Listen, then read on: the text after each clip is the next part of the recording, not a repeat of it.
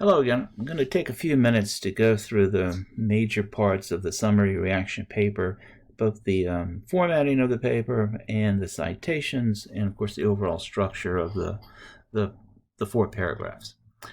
Begin by saying a few things about the overall format. There are resources in this week's module about formatting your paper in MLA style, so be sure you check those out. Primarily, your last name goes up here where Dent is.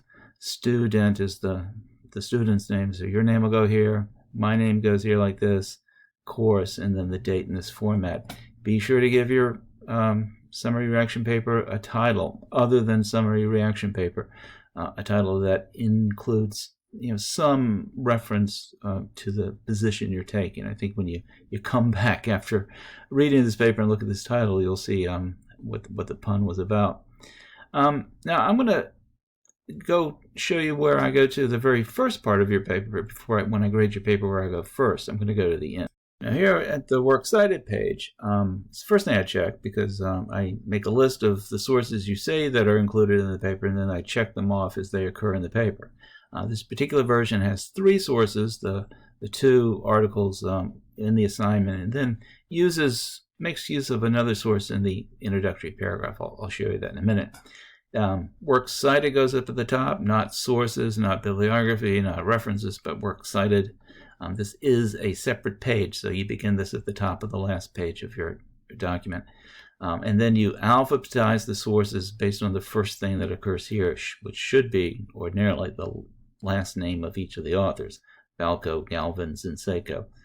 Also, as far as the citations go, let me just translate this. The title of the articles goes in quotation marks. The title of the publication goes in italics, and that's what quotation marks and italics means as far as titles goes. This is the article. This is the big work that publishes it, organization that publishes it, the article, the publication, the article, the publication. All right. So let's master that part of it first. We'll worry about some of the other details that follow later, but this first example here is primarily what you'll have, even if you find it on the web, especially if you find it on the web. Article, the website it appears on, date of publication, and then the URL. That's what I need.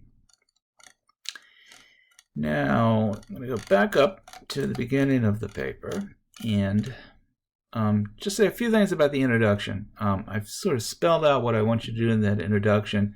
Begin with the overall topic, provide some context or background that the reader may need, and then lay out the 2 positions, pretty much using templates to do that. So in this particular case, the problem, obesity in America, is presented here as a difficult problem, and a problem's getting worse, and that's what the source Galvin is from. When you're citing statistics like this, not really opinions, but statistics. These are facts. The obesity rate in adults has risen from 30% to 42% in the last 22 years or whatever. It's probably best to get the source's name in the parentheses. Here, the source of the information, Centers for Disease Control and Prevention, is really more important than the reporter who wrote that particular article. Now that's different in the next 2 paragraphs, and so you'll see that the names of the authors become more prominent as they represent 2 different positions. The rest of the paragraph then lays out that position. Some argue against government taking any role at all in the form of regulation and policies in dealing with the obesity. Others, on the other hand, maintain that government and industry regulatory bodies must lead the fight against this epidemic. All right. So those are the 2 points of view. The next paragraph is, and as you notice, we might think of this as point A. Some argue against the government taking a role. Point B, the government should take the lead. All right, so I'm going to follow that format here.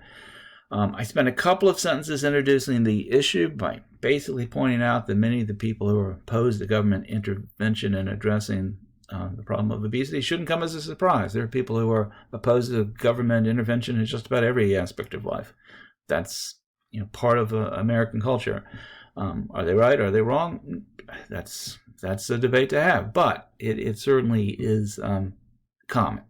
So these people insist that what we put in our bodies is our business, not the government's, and that personal responsibility should be primary in our nutrition choices. Representing that point of view, then, is Radley Balko's article, What You Eat Is Your Business. I include the title because it gives a really good sense of what Balko is arguing for. Now, this is not a paragraph about Balko's article. It's a paragraph about this particular point of view. So you want to begin your paragraph with that your topic sentence should explain what is the point of view you're going to explain. Then we see Balko's argument, and you'll notice I've highlighted here the signal phrases. In many cases, I use the same signal phrases in both paragraphs. There are many different signal phrases to use, but it's not an infinite number, maybe 20 at most. And so you'll use these over and over again. You just want to be sure you're using the ones that really capture what the author is trying to do. Here, Balko argues that government efforts to curb obesity infringe on Americans' freedom of choice and that we should focus instead on personal responsibility. That's his thesis, his main idea. That's what he is arguing. Now, he points out, how Republicans and Democrats have spent money in doing stuff, and he worries it's taken us to socialism. I should probably highlight that one too, right? That's a pretty good signal phrase. As a result, Balko argues, and then I quote him, and then as explained in Chapter 3 of They Say, I Say, I follow up on that quote. So he says we're becoming less responsible for our own health and more responsible for everyone else's. That's a pretty good quote, actually. Then I explain how that applies here. He believes government subsidies of medicine and regulation of insurance companies lead people to be less responsible for their own health and behave in unhealthy ways. He rejects this approach. That's, again, a really good signal phrase, arguing that we shouldn't consider obesity a public health matter, but instead enable insurance companies to reward healthy lifestyles and penalize poor ones. In the end, Balko is convinced the best way to fight obesity is to make health a matter of personal responsibility. Okay, agree with Balko, disagree with him. He certainly is a clear writer. I admire him as a writer, not always agreeing with everything he says, and not always disagreeing with everything he says. In a similar way, and I don't need to go through this Zinczenko one. I think I've used it in class before, except to sort of show you how his point of view is used to respond. On the other hand, others believe that personal responsibility is impossible given the immense power of advertising and the fast food industry in particular. So here's a case where, in a perfect world, since Balko's right, but maybe people can't make those individual choices because of the way they're misled or manipulated by the fast food industry. So you'll sort of see Zinczenko responds to arguments. Instead, Zinczenko argues. He points out that. He warns readers. However, according to Zinczenko, again, other examples of signal phrases. In the end, he calls for more transparency of the restaurant industry regarding calorie counts. He believes, he concludes. All right. Now, if you really look at these, both of these kind of follow that but, therefore, strategy. Here really is the but, the however here that occurs in Balko's. In the end, Balko is convinced. In the end, I think is getting at the sense of the therefore part of it. I've talked about that in the Zinczenko one. So let's just move to the reaction paragraph. Now, certainly you could read these two articles and agree completely with Balko, or agree completely with Zinczenko, or just not quite get what Balko is saying and just think Zinczenko is out of his mind and just respond by disagreeing to that. But I think they're both laying out fairly extreme points of view, and it seems kind of mushy or mealy-mouthed to say this, but a lot of times the truth lies somewhere in between. And one thing about both of these articles is the way this article responds, or this response begins. While both Balko and Zinczenko have feasible ideas with regard to the industry's role in handling the issue of obesity, I have another opinion. All right, so here's a great way to extend the discussion, maybe framing a different point of view out of the two. Okay.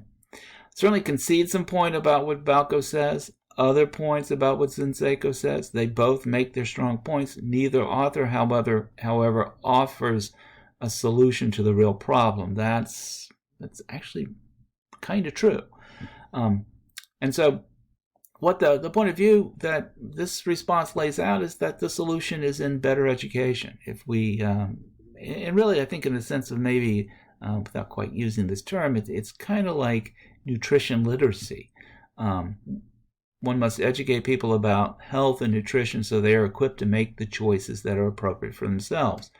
And then a great way to support your point of view, and if you're taking this tack, is to say Zinczenko would agree with part of it, and so would Balco. I believe Zinczenko would agree that this education must start when people are young. That's a big point of what he's saying.